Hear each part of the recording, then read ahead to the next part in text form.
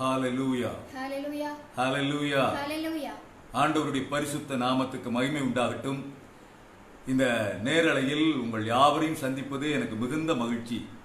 விசேஷமாக இந்த வாய்ப்பினை ஏற்படுத்தி தந்த அருமையான பாஸ்டர் சாம் குமரகம் அவர்களுக்காக நான் ஆண்டவரை துதிக்கிறேன். இந்த நேரலையில் இணைந்திருக்கிற உங்கள் யாவருக்கும் ஹோலி ஆஃப் ஹோலிஸ் மன்றாட்டு ஊழியங்களின் சார்பாக நாங்கள் குடும்பமாக எங்களுடைய வாழ்த்துதல்களை தெரிவித்துக் கொள்கிறோம். Hallelujah. Hallelujah. This is my wife Shanti James. She also wants to greet you. Praise the Lord. Praise the Lord. கர்த்தர் உங்களை ஆசீர்வதிப்பாராக. இந்த நேரலையில் உங்களை சந்திப்பது எனக்கு மிகுந்த மகிழ்ச்சி. எல்லாரும் இந்த நாளில் குருத்தோலை ஞாயிறு அன்று நீங்கள் உங்கள் நேரலை ஆராதனைகளை எல்லாம் முடித்துவிட்டு வந்திருப்பீர்கள். இந்த நாளில் குருத்தோலை ஞாயிற்றினுடைய அந்த சிறப்பான செய்தியை நீங்கள் கேட்டிருப்பீர்கள். ஆனால் இந்த நேரலையில் நான் அதை பற்றி பேச வரவில்லை. இந்த குருத்தோலை ஞாயிறை ஒட்டின ஒரு செய்தியை நான் இன்றைக்கு உங்களோடு பேசப்போவது இல்லை.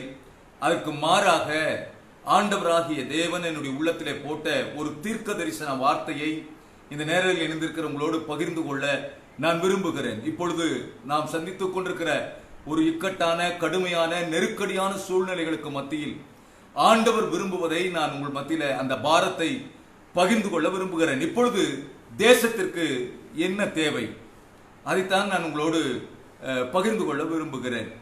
It is not pandemic death but prophetic birth. அதைத்தான் கர்த்தர் நமக்கு சொல்ல விரும்புகிறார். இன்றைக்கு நான் உங்களோடு பேசுகிற இந்த செய்தியினுடைய தலைப்பு என்னன்னா, it is not pandemic death but prophetic birth. தீர்த்து கட்டுகிற மரணங்கள் அல்ல, தீர்க்க தரிசன பிறப்பே இன்றைக்கு தீர்வாய் இருக்கிறது என்பதைத்தான் ஆண்டவர் நம்மோடு பேச விரும்புகிறார். Not pandemic death but prophetic birth. தீர்க்க தரிசன பிறப்பு. இந்த இப்பொழுது நாம் காண்கிற இந்த பெரிய மரணங்கள், எங்கு பார்த்தாலும் உயிரை பழிவாங்கி கொண்டிருக்கிற, பறித்துக் கொண்டிருக்கிற இந்த மரணங்களுக்கு மத்தியில் தீர்வாக இருக்க போவது என்னவென்றால் தீர்க்க தரிசன பிறப்பு.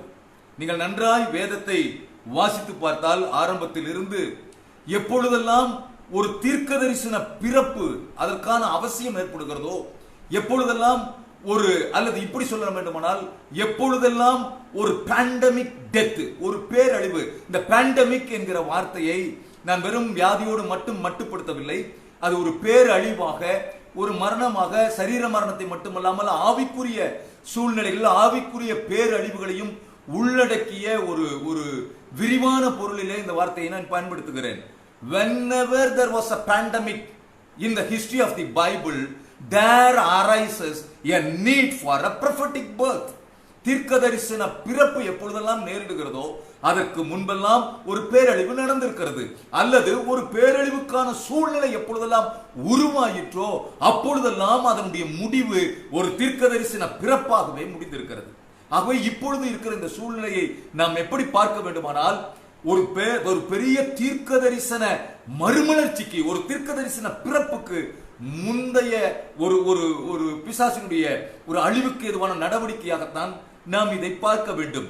Every pandemic ends in the prophetic. அதுதான் ஆண்டவர் இன்றைக்கு நமக்கு பேசுகிற செய்தி.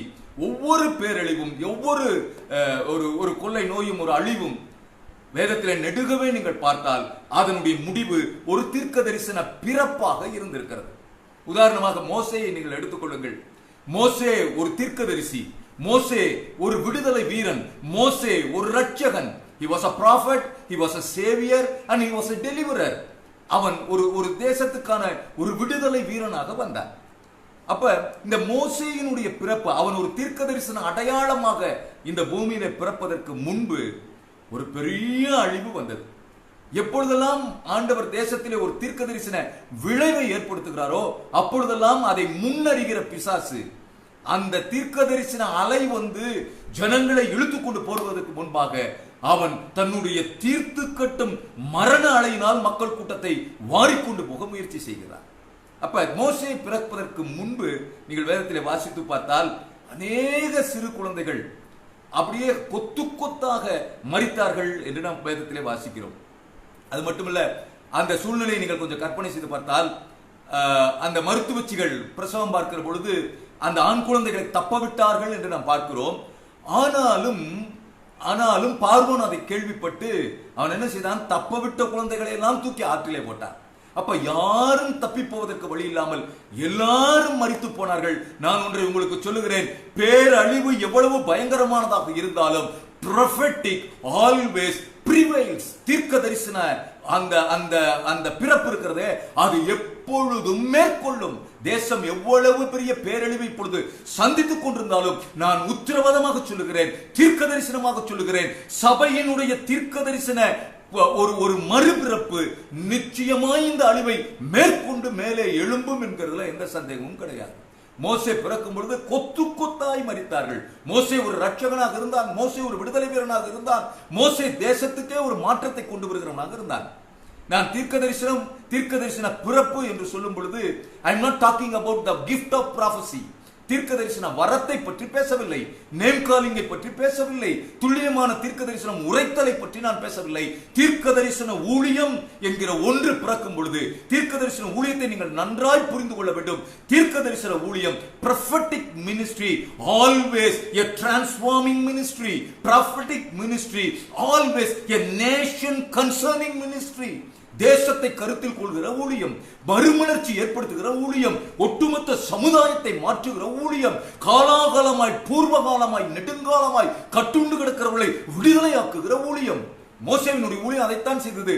430 வருட அடிமைத்தனத்தை உடைத்து ஒரு சந்ததியை வெளியே கொண்டு வருகிற ஒரு ஊழியம்.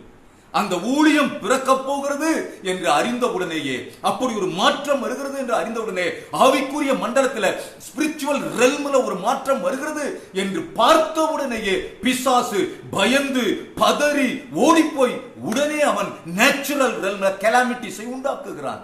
பூமியை உடனே அவன் சீர்குலைக்க ஆரம்பிக்கிறான். இந்த தீர்க்க தரிசன பிறப்பை உள்வாங்கிக் கொள்ள பூமி தகுதி இல்லாத அளவுக்கு, தயாராயில்லாத அளவுக்கு அதை தாறுமாறாக்க அவன் விரும்புகிறான்.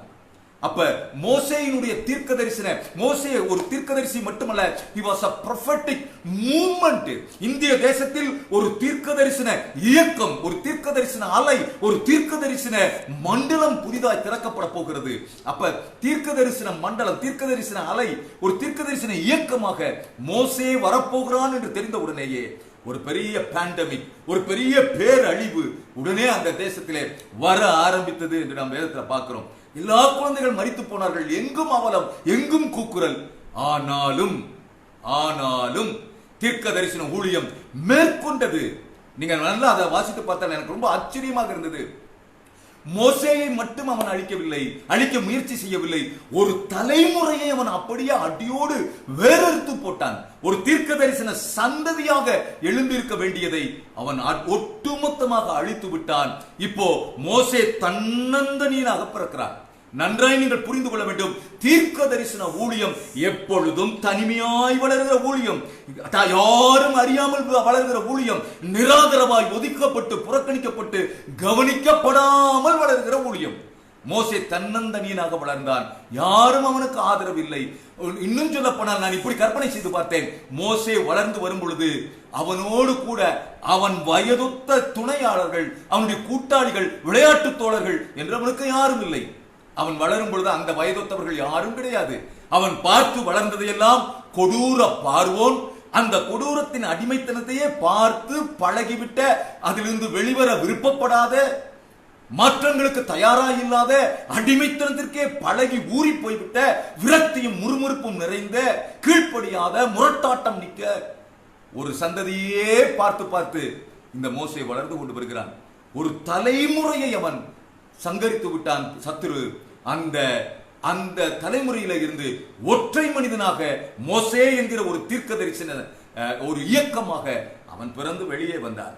எப்பொழுதெல்லாம் தீர்க்க தரிசன மூவ்மெண்ட் ஒன்று தேசத்தில் பெரும் மாற்றத்தை ஏற்படுத்த போகிற ஒரு தீர்க்க தரிசன தலைமுறை எழுப்புகிறதோ, அதற்கு முன்பு பேரழிவை பிசாசு பூமியில கட்டவிழ்க்க விரும்புகிறான். அந்த தீர்க்க தரிசன அலை, அந்த தீர்க்க தரிசன ஒரு பெரிய மறுரூப அபிஷேகம் தேசத்தை மாற்றிவிடக் கூடாது என்பதில் தனக்கு கொஞ்ச காலம் மட்டுமே உண்டு என்று பயந்திருக்கிற சத்துரு அதற்கு முன்பு அவன் முந்திக்கொள்ள விரும்புகிறான்.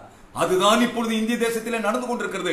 ஒரு தீர்க்க தரிசன அலை வெடித்து கிளம்ப போகிறது. ஒரு prophetic மூவ்மெண்ட் இந்திய தேசத்தில் பிறந்தே ஆக போகிறது. அதை நாம் கண்கள் காணத்தான் போகிறது.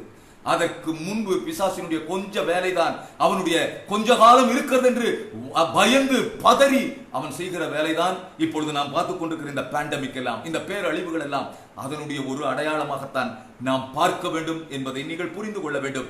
இப்பொழுது கர்த்தர் இந்த சாயந்தர வேளையிலே நமக்கு சொல்லுகிற வார்த்தை, தீர்த்து கட்டுகிற மரணங்கள் அல்ல, அதை நீங்கள் பார்க்காதீர்கள். இப்பொழுது சபை செய்ய வேண்டியது தீர்க்க தரிசன பிறப்பை, ஒரு கர்ப்பத்தை திறந்து தீர்க்க தரிசனத்தை பிறப்பிக்க வேண்டும்.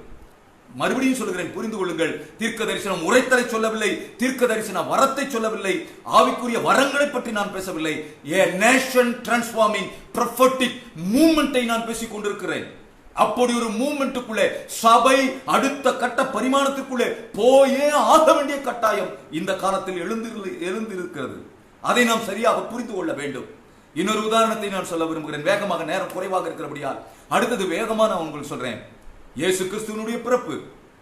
He was a mighty prophet. When Jesus was born, இயேசு பிறக்கும் பொழுது இதே சம்பவம் தான் நடந்தது. எங்கும் 2 வயதுக்குட்பட்ட குழந்தைகள் கொல்லப்பட்டார்கள். பேரழிவு, பெரும் மரணங்கள். அந்த மரண சூழலிலே தான் கூக்குரலும் அழுதையும் ராமாவிலே கேட்கப்பட்ட காலத்தில் தான், பிள்ளையை பறிகொடுத்து எல்லாரும் அழுது கொண்டிருந்த காலத்தில் தான் மகா தீர்க்கதரிசியான இயேசு பூமியிலே பிறந்தார்.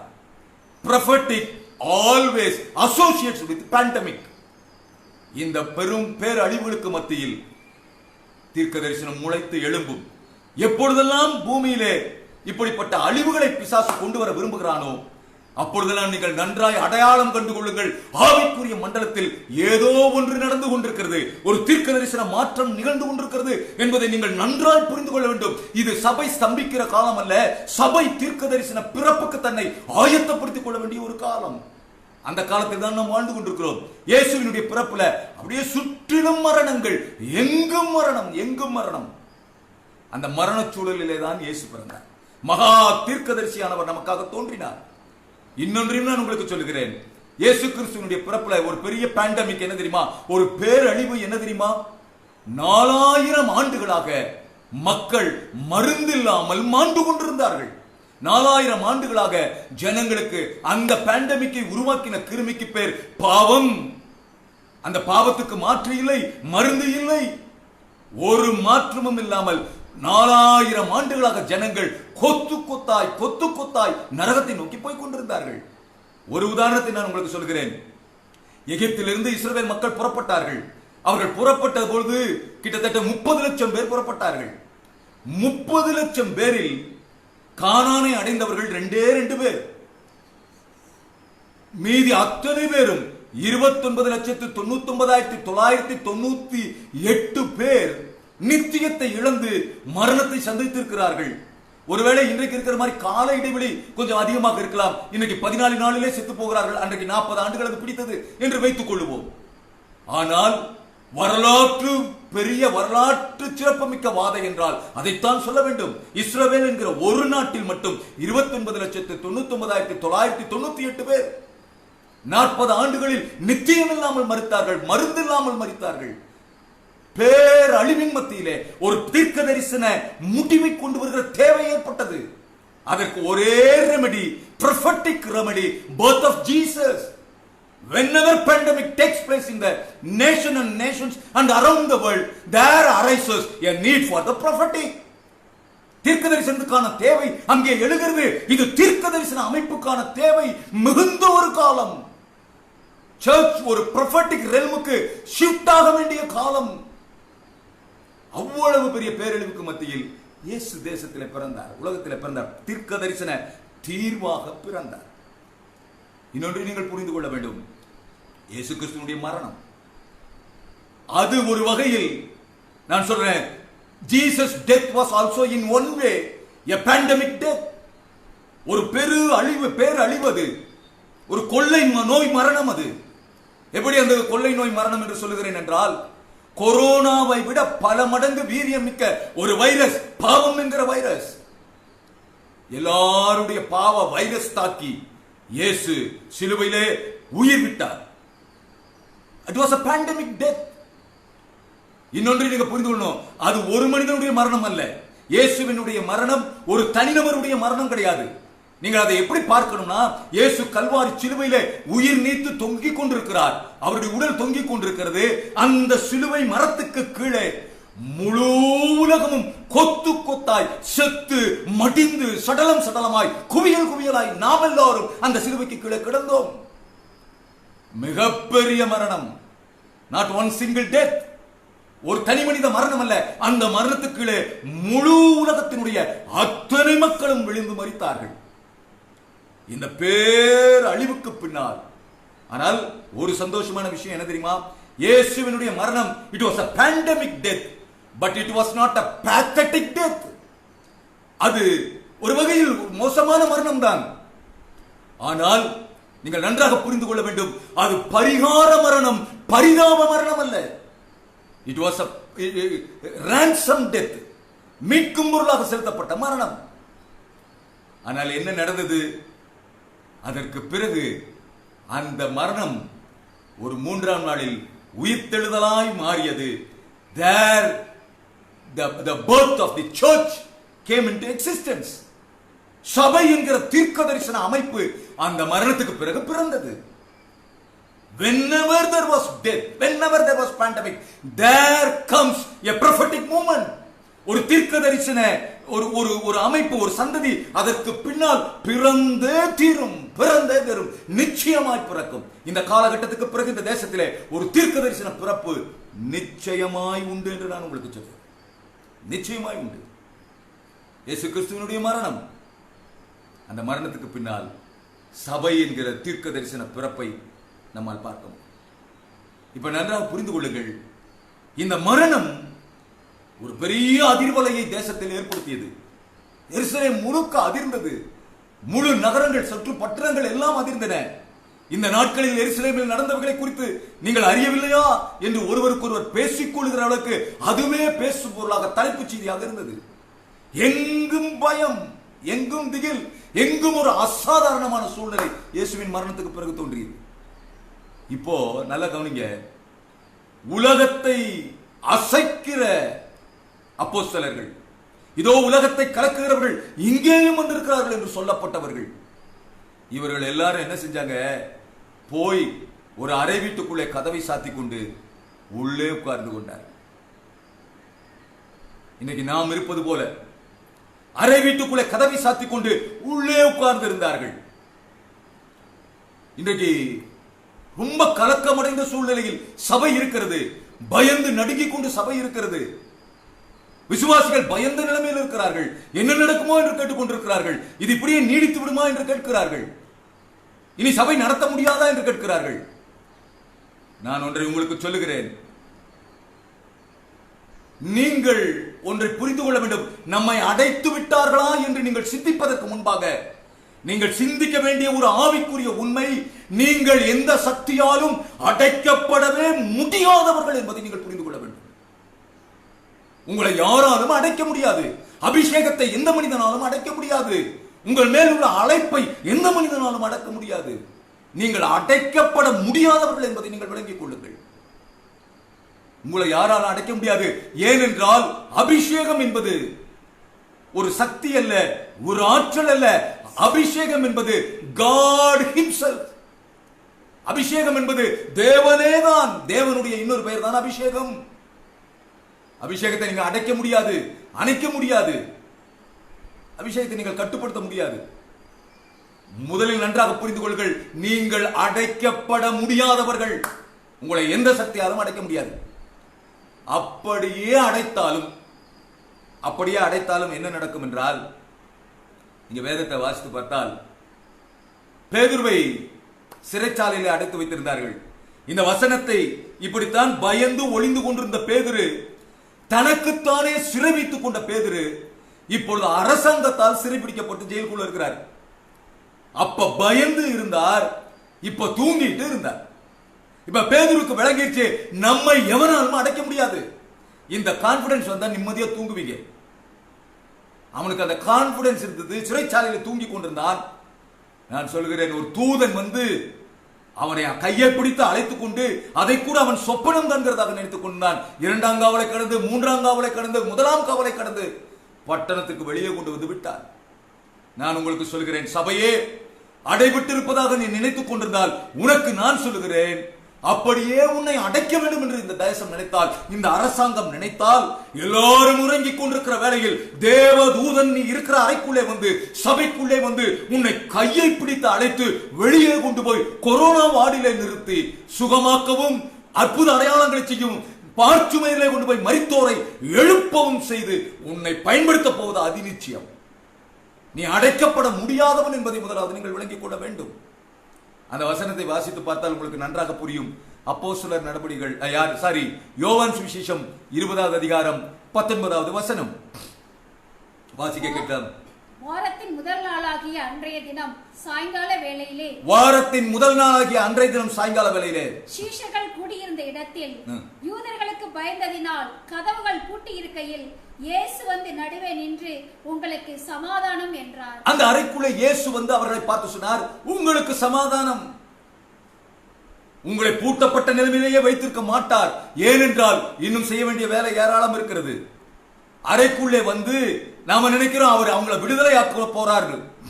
ஆனால் இயேசு அவர்களை விடுதலை ஆக்கவில்லை, அவர்களை வேறொரு சிறைக்குள்ளே அடைத்தார்.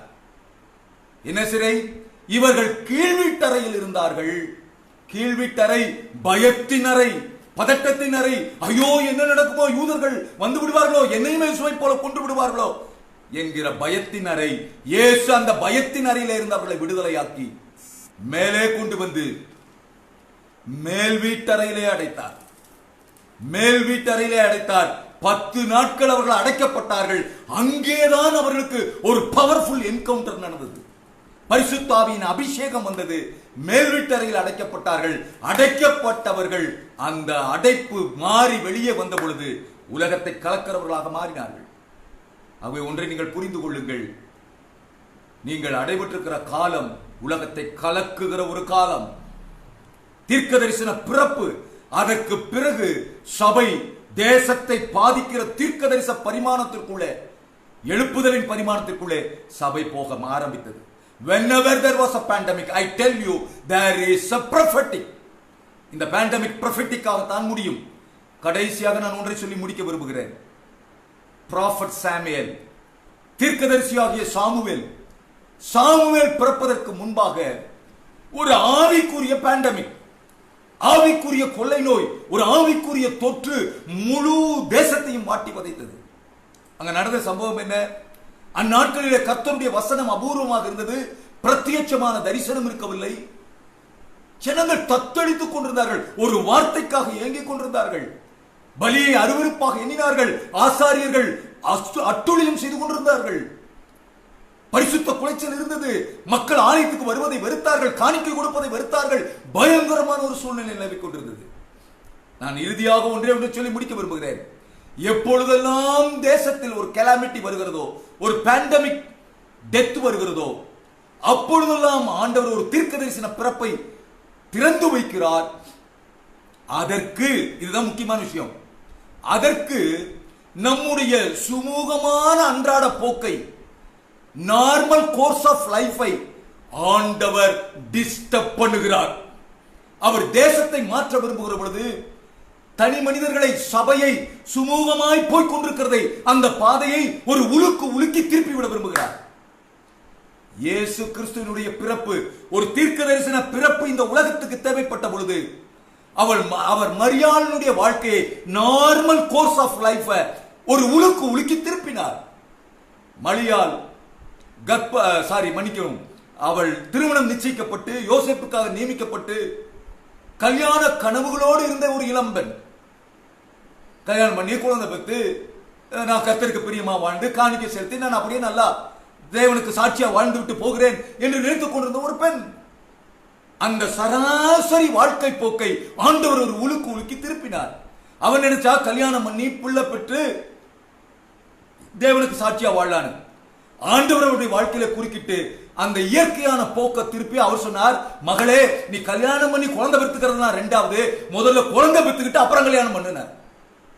நேச்சுரல் கோர்ஸ் ஆஃப் லைஃப் மாறுச்சு. அது பயங்கரமான ரிஸ்க். இட் வாஸ் ஒரு பயங்கரமான ரிஸ்க மரியாள் எடுத்தார்.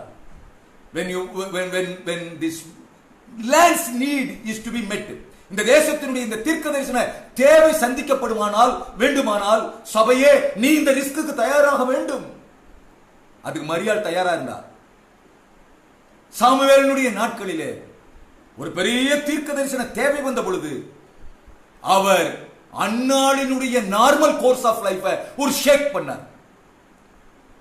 என்ன பண்ணார்? அன்னாளுக்கு என்ன குறை? அன்னாளை குறித்து வேதம் சொல்லுகிறது, அவள் புருஷன் அவளை நேசித்தான் என்று சொல்லப்பட்டிருக்கிறது. அன்னாள் ஒரு நல்ல மனைவி. அன்னாள் அவள் தான் நியாயப்படி சட்டப்பூர்வமான மனைவி. பெண்ணினாளை குறித்து சக்கரத்தி என்று சொல்லுகிறது. அவள் இரண்டாவது வந்தவள். அன்னாளுக்கு குழந்தை இல்லாதனால இடையிலே வந்தவள். அவள் பிள்ளை பெற்று விட்டோம் என்பதனால அவள் அவள் மேட்டிமையாக சுற்றி கொண்டு திரிகிறாள். அப்ப இரண்டாவது வந்தவள் இவள் தான் முறைப்படி மனைவி. இவள் தான் ஒரு நியாயப்படி உரிமை உள்ளவள். அவளுக்கு ஒரு குறையும் இல்லை, நல்ல சந்தோஷமா இருந்தா. புருஷன் அவளை அதிகமாய் நேசித்தான், 2 பங்கு கொடுத்தான். ஆனால் அவளுடைய நார்மல் கோர்ஸ் ஆஃப் லைஃப்ல ஒரு ஷேக்கிங்க கர்த்தர் வச்சார். அவர் கர்ப்பத்தை அடைத்து வைத்திருந்தார். இப்ப வருஷந்தோறும் பலி செலுத்த அவர்கள் போகிறார்கள். இந்த ஒன்றோடு நான் முடிக்க போகிறேன். அவங்க பலி செலுத்த போகும்போது வேதம் சொல்லுகிறது, எல்கானா அந்த பலியெல்லாம் செலுத்தி முடித்து வந்து எல்லாருக்கும் பங்கு கொடுப்பான், அன்னாளுக்கு மட்டும் இரட்டிப்பான பங்கு கொடுப்பான் என்று சொல்லப்படும். ஆனால் பெண்ணினாளுக்கு என்ன வேண்டும் என்று தெரியுமா? இவளுக்கு இந்த இரட்டிப்பான பங்கு போகக்கூடாது, அவள் சாப்பிடக்கூடாது, அவள் அழுது கொண்டு இருக்க வேண்டும். இந்த ரெண்டும் தான் பெண்ணினாளுக்கு தேவை. இந்த உலகத்துக்கு என்ன தேவை? பெண்ணினாள் என்பது இந்த உலகம், புறஜாதிகள். அவர்களுக்கு என்ன தேவை? சபை சாப்பிடக்கூடாது, சபை அழுது கொண்டு இருக்க வேண்டும், சபை முன்னேறக்கூடாது. அன்னாள் சாப்பிடக்கூடாது, அன்னாள் அழுது கொண்டே இருக்க வேண்டும். அன்னாள் அதைத்தான் கொஞ்ச காலம் செய்து கொண்டிருந்தாள். அப்படி அழுவதற்கென்றே பிறந்தது போலவும், அது ஒரு நான் தான் ஒரு துரதிர்ஷ்டசாலி போலவும், இப்படித்தான் வாழ வேண்டும் என்றும், இந்த தேசத்தில் நாம் இப்படித்தான் சபை நடத்த வேண்டும் என்றும், இப்படித்தான் பயந்து வாழ வேண்டும் என்றும், இப்படித்தான் நாமும் அழுது கொண்டிருந்தோம். கொஞ்ச நாள் அன்னாள் அழுதுட்டு இருந்தா. அப்பெல்லாம் எல்கானா வந்து ஆறுதல் சொல்லுவான். நீ ஏமா அழுகிற, ஏன் சாப்பிடாமல் இருக்கிறாய், ஏன் அழுகிறாய்? இந்த 2 ரொம்ப முக்கியமான ஆறுதல். ரொம்ப நாள் இந்த ஆறுதல் நல்லா தான் இருந்தது. But one point of time அன்னாள் தீர்மானித்தால், இனிமேல் இந்த சப்பக்கட்ட ஆறுதல்ல நான் சமாதானம் அடைய போவது இல்லை. எனக்கு தேவை கன்சோலேஷன் அல்ல, மனிதன் தருகிற ஆறுதல் அல்ல, எனக்கு தேவை என்கவுண்டர் என்று முடிவு பண்ணான். நான் உங்களுக்கு சொல்லுகிறேன், சபையே இப்பொழுது உனக்கு தேவை ஆறுதல் அல்ல, உனக்கு தேவை encounter. You need an encounter, a prophetic encounter. அப்ப ஒரு தீர்மானம் பண்ண. அந்த வசனமெல்லாம் வாசிக்க நேரம்ல, நீங்கள் வாசித்து பார்த்துக் கொள்ளுங்கள். அவள் ஆறுதல் சொன்னால், எல்கானா ஆறுதல் சொன்னான். இந்த ஆறுதல் எல்லாம் கேட்டு முடித்து விட்டு வசனம் சொல்லுகிறது, அன்னாள் எழுந்திருந்தாள் என்று போடப்படும். அன்னாள் ஒரு டிட்டர்மைண்டா, தீர்மானித்தவளாக அவள் எழும்பினாள். எந்திரிச்சு நேர போனா, நான் அழக்கூடாது, நான் அழுதுட்டே இருக்கணும், நான் சாப்பிடக்கூடாது, அதான உன்னோட விருப்பம். இந்த 2யுமே நான் தேவ சமூகத்தில் செய்ய போகிறேன். அவர் தீர்மானம் பண்ணி எழும்புனா. எப்படி எழும்புனா தெரியுமா? எனக்கு ரொம்ப ஆச்சரியமா இருந்த தியானிக்கும் போது. எப்படி எழும்புனா, அவள் எழுந்திருந்து என்ன சொன்னால்னா, எனக்கு ஆசீர்வாதம் இல்லையே இந்த சாப்பாடு என்னத்துக்குனா, எனக்கு ஆசீர்வாதம் இல்லை இந்த சாப்பாடு என்னத்துக்கு. நான் இப்போ ஒரு கான்ட்ராஸ்டா இன்னொன்னு காட்டுறேன். ஏசா என்று ஒருவன் இருந்தான். அவன் சொன்னா, எனக்கு சாப்பாடு இல்லையே இந்த ஆசீர்வாதம் என்னத்துக்குனா. ஆசீர்வாதம் இல்லையே இந்த சாப்பாடு என்னத்துக்கு என்று சொன்னவள் முழு தேசத்துக்கும் ஒரு தீர்க்கதரிசியை பிறப்பித்தார். சர்ச், சபையே, டிட்டர்மைன், தீர்மானித்துக்கொள். எனக்கு ஆசீர்வாதம் இல்லையே, நான் மாற்றத்தை இன்னும் பிறப்பிக்கவில்லையே, தேசம் இப்படி இருக்கும்போது எனக்கு சாப்பாடு என்னத்துக்கு? அவன் நேர தேவ சமூகத்துக்கு போனாள். தன் இருதயத்தை ஊற்றினால் அங்கேதான் ஒரு சம்பவம் நடந்தது. ஆசாரியனாக ஏலியோடு அன்னாளுக்கு ஒரு ப்ரொஃபட்டிக் என்கவுண்டர் நடந்தது. அதெல்லாம் நிறைய பேசுவதற்கு நமக்கு நேரம் இல்லை. அன்னாலும் ஏலியும் பேசிக் கொண்டிருக்கிறார்கள். அதெல்லாம் உங்களுக்கு நன்றாக தெரியும். ஏலி அன்னாளை பார்த்து சொன்னான், அவனுக்கு எதுவும் தெரியாது, இவள் எதற்காக வந்திருக்கிறாள் என்று தெரியாது, இவள் என்ன ஜெபிக்கிறாள் என்று தெரியாது. ஆனால் அவள் இன்னும் சொல்ல போனால் அன்னாள் விண்ணப்பம் பண்ணுவதை அவன் வெறித்திருக்கிறாள் என்று நினைத்துக் கொண்டிருந்தான். ஆனாலும் அந்த ப்ரொஃபெட்டிக் ஆபீஸில் இருந்து, அந்த பிரீஸ்ட்லி ஆபீஸில் இருந்து அன்னாளை பார்த்து ஏலி ஒரு வார்த்தை சொன்னான், நீ இஸ்ரவேலின் தேவனாகிய கர்த்தரிடத்தில் கேட்ட உன் விண்ணப்பத்தின்படியே உனக்காக கிடக்கும். இந்த வார்த்தை ஆவிக்குரிய மண்டலத்திலிருந்து பீரிட்டு வந்து நேர அன்னாளின் கர்ப்பத்துக்குள்ளே போனது. There was a powerful prophetic encounter and Hannah knew, she conceived that moment. அந்த வினாடியிலே அவளுடைய கர்ப்பம் நிரம்பி விட்டது என்று அன்னாளுக்கு நன்றாக தெரிந்தது. அடுத்த வசனம் சொல்கிறது, அவள் எழுந்து போஜனம் செய்தாள். அதற்கு பிறகு அவள் துக்கமுகமாக இருக்கவில்லை. I tell you, my dear beloved and my dear church, this is the high time to give birth your prophetic Samuel. It is the high time to get your womb conceived with prophetic encounter. தீர்க்க தரிசன இடைபடிதலினாலே சபையே உன் கர்ப்பம் நிரப்பப்படும் காலம் இந்த காலம். ஒரு தீர்க்கதரிசியை பெற்றெடுத்து தேசத்துக்கு கொடுக்க வேண்டிய காலம். It is not the pandemic death but the prophetic birth.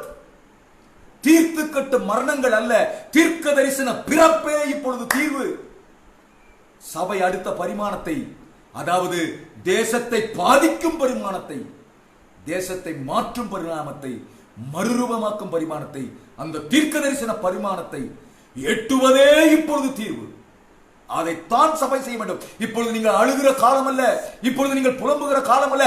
This is the time to wait for a prophetic encounter, to wait for a powerful word to come into your womb and you get conceived. உங்கள் கர்ப்பம் நிரப்பப்பட வேண்டிய காலம் இந்த காலம்.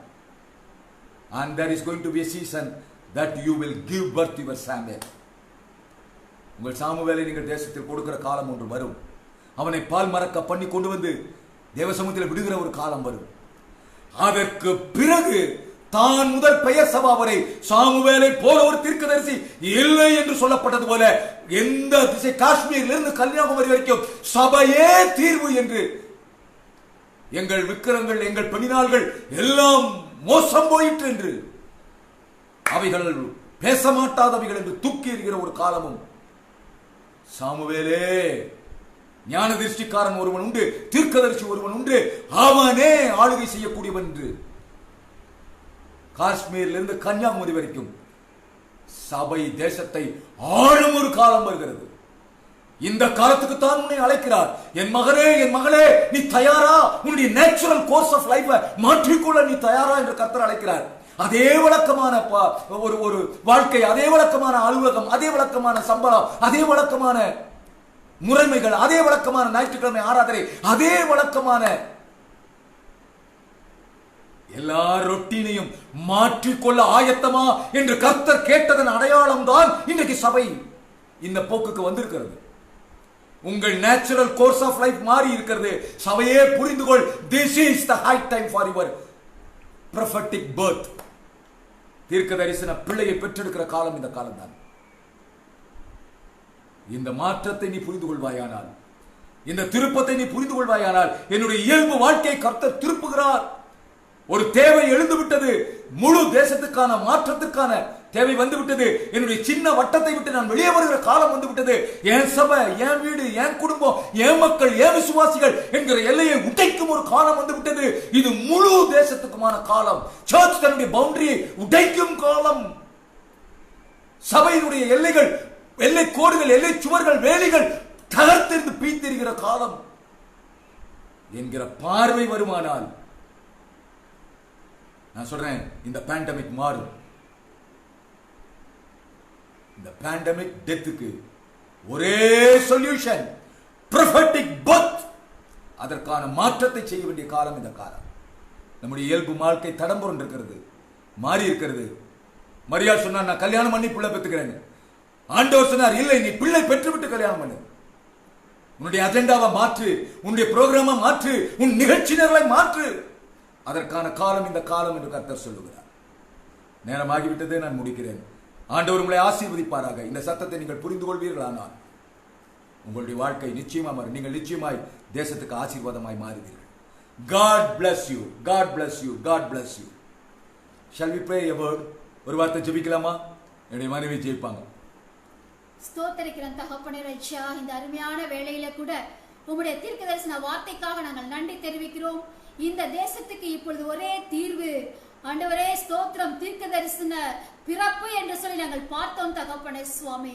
ஆண்டவரே திருச்சபையினுடைய போக்கு மாற வேண்டும் என்று சொல்லி தேவன் இந்த வேளையிலே ஆண்டவரே ஒரு புதிதான ஒரு மாற்றத்தை ஆண்டவரே நீர் இந்த உலகத்தில் உண்டாக்கி வைத்திருக்கிற தயவுக்காய் நாங்கள் நன்றி தெரிவிக்கிறோம் தகப்பனே ராஜா.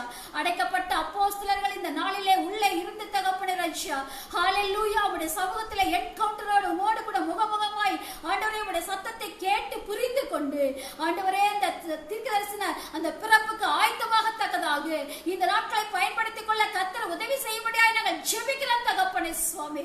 ஹalleluya, இந்த உலகத்தில் இருக்கிற தேசத்தில் இருக்கிற எல்லா விதமான ஆண்டவரே இந்த பேர் அழிவு எல்லாம் மாறத்தக்கதாக என் தேவன் உதவி செய்து ஆண்டவரே இந்த நாட்கள் ஆண்டவரே சமூகத்தில் காத்திருக்கிற ஒவ்வொரு மேலும் உம்முடைய வல்லமுள்ள கரத்தை வைத்தவர்களை உருவாக்கும்படி ஜெபிக்கிறோம். சபை வீறு கொண்டு எழுப்பி வெளிவருவதாக பெரிய அற்புதங்கள் நடக்கட்டும், தேசத்தில் விடுதலை உண்டாகட்டும். ஆண்டவரே அப்படி நீ செய்ய போகிற தயவுக்காய் ஸ்தோத்திரம். இயேசு நாமத்தில் ஜெபிக்கிற நல்ல பிதாவே. Amen.